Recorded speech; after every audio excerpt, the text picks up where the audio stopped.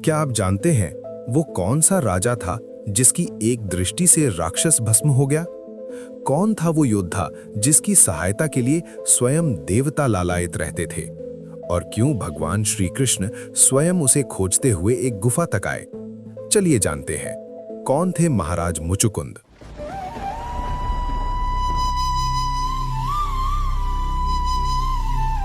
श्री मुचुकुंद जी इक्ष्वाकु वंश के परम प्रतापी राजा मानधाता के पुत्र थे। बल पराक्रम में ये इतने बढ़े चढ़े थे कि देवता भी इनकी सहायता के लिए लालायित रहते थे। एक बार असुरों और देवताओं में बड़ा संग्राम हुआ। जब देवता हारने लगे तो उन्होंने महाराज मुचुकुंद से सहायता की प्रार्थना की। उन्होंने देवराज की प्रार्थना स्वीकार कर ली और राक्षसों से लड़ने के लिए चले गए। जब दैत्यों से युद्ध करते करते उन्हें बहुत समय व्यतीत हो गया तो इंद्र ने उनके पास आकर कहा, राजन, आपको हमारी सहायता करते हुए हजारों वर्ष हो गए। यहाँ का एक वर्ष मृत्युलोक के 360 वर्ष के बराबर होता है।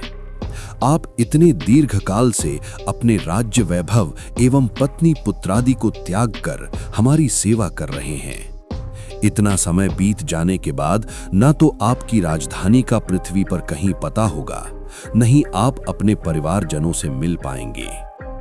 हम आपके इस पुनित कार्य से परम प्रसन्न हैं। आप हमसे मोक्ष को छोड़कर अन्य जो कुछ भी मांगना चाहें मांग सकते हैं। राजा मुचुकुंद अपनी मानवीय बुद्धि के कारण कुछ अन्य वस्तु मांगने की बात न सोच सके। उस समय उनको नींद बहुत सता रही थी, अतः उन्होंने इंद्र से कहा, मुझे आप ऐसा वरदान दीजिए कि मैं आराम से सो सकूं। मेरे सोने में जो भी विघ्न उपस्थित करे वो तुरंत ही भस्म हो जाए। इंद्र ने कहा, ऐसा ही होगा। आप आराम से पृथ्वी पर जाकर शयन कीजिए। जो कोई भी आपको जगाएगा वो भस्म हो जाएगा। इंद्र से वरदान पाकर महाराज मुचुकुंद भूतल पर आए और जंगल में जाकर एक एकांत शांत गुफा में सो गए। उन्हें सोते हुए कितने ही वर्ष बीत गए और द्वापर आ गया।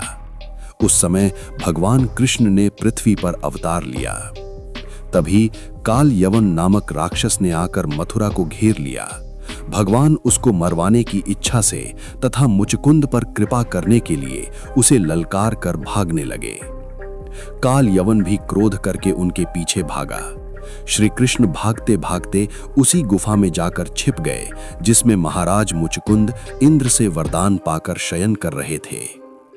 श्री कृष्ण ने अपना पीतांबर उतारकर धीरे से उनके ऊपर डाल दिया और पास ही छिप गए। कुछ समय बाद काल यवन भागता हुआ आया और गुफा में जाका तो पीतांबर ओढ़े सोते हुए राजा उसे दिखाई पड़े। उसने उनको श्री कृष्ण समझा और बिना सोचे समझे लात मारना आरंभ कर दिया। महाराज मुचुकुंद की नींद में विघ्न पड़ा। वे जागे तो सामने काल यवन पर उनकी दृष्टि पड़ी। फिर क्या था, वो देखते ही देखते भस्म हो गया।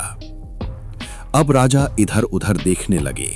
उन्होंने देखा संपूर्ण गुफा एक दिव्य प्रकाश से जगमगा रही है। जब उन्होंने पीछे मुड़कर देखा तो मंद मंद मुस्कुराते सजल जलाधाब भगवान श्री कृष्ण चंद्र जी सामने खड़े दिखाई दिए। जब उनको मालूम पड़ा कि ये तो समस्त जड़ जंगम में व्याप्त सर्वेश्वर श्री कृष्ण भगवान हैं, तो उन्होंने प्रेम विह्वल हो उनके चरण पकड़ लिए। भगवान ने अपनी भुजाओं से उनको उठाकर अपनी छाती से लगा लिया। मुचुकुंद कृतार्थ हो गए उस दिव्य चिदानंद मूर्ति का स्पर्श पाकर। श्री कृष्ण ने उनको वरदान मांगने का प्रलोभन दिया, पर मुचुकुंद को संसार के विषैले भोग कैसे अच्छे लगते। उन्होंने कहा, स्वामी, यदि आप देना ही चाहते हैं तो यही दीजिए कि मेरी आपके चरण कमलों में प्रीति हो और मैं संसार के समस्त भोगों से मुक्त होकर आपकी उपासना कर सकूं। भगवान के दर्शन के बाद फिर शरीर और उपासना की क्या आवश्यकता। पर वे तो भक्त वत्सल भगवान वर देकर चले गए।